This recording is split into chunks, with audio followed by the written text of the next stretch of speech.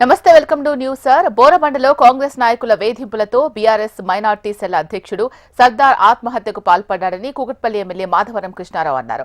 బాబా ఫసయుద్దీన్ అరాచకాలను PCC అధ్యక్షుడు గమనించాలి అన్నారు. అసలైన కాంగ్రెస్ నాయకులు ఎవరూ వేధింపులకు పాల్పడడం లేదని, పార్టీ మారిన వారే బీఆర్ఎస్ పార్టీ కార్యకర్తలను వేధిస్తున్నారని అన్నారు. శేర్లింగంపల్లిలోని అయ్యప్ప సొసైటీలో ఎలాంటి పర్మిషన్ లేకుండా బిల్డింగ్ నిర్మిస్తుంటే ఎందుకు కూల్చివేతలు చేపట్టలేదు అన్నారు మాధవరం కృష్ణారావు. టీఆర్ఎస్ పార్టీలో ఉండి 10 ఏళ్ళు ఎంజాయ్ చేసి మళ్ళీ పోయి కాంగ్రెస్ పార్టీలో జాయిన్ అయ్యి ఎన్నో రకాలుగా ఇబ్బంది పెడుతున్నటువంటి వాళ్ళని చూసి కాంగ్రెస్ గవర్నమెంట్ ఆలోచన చేయాలి. ముఖ్యమంత్రి గారు కానీ పీసీసీ అధ్యక్షుడు కానీ దీని మీద ఆలోచన చేయాలి.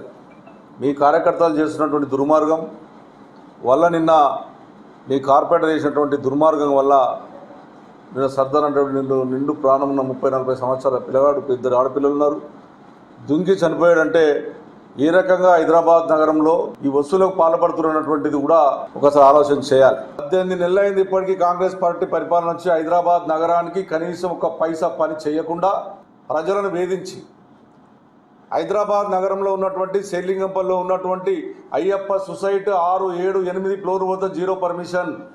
దాన్ని ముట్టుకున్న దానికి భయపడతారు ఆఫీసర్లు. దానికి ఆనుకొని ఉన్నటువంటి బోడబండ మాత్రము గూరగొట్టే ప్రయత్నం చేస్తే నిండు ప్రాణం ఉన్నటువంటి సర్దార్ చనిపోవడం అనేది పూర్తి బాధ్యత కాంగ్రెస్ పార్టీ వహించాలి. ఎవరైతే వేధింపులు పాల్పంచుకున్నారో, వేధింపులు చేశారో, ఆ యువకుడు చనిపోయాడో వాళ్ళ మీద కేసులు బుక్ చేయాలి.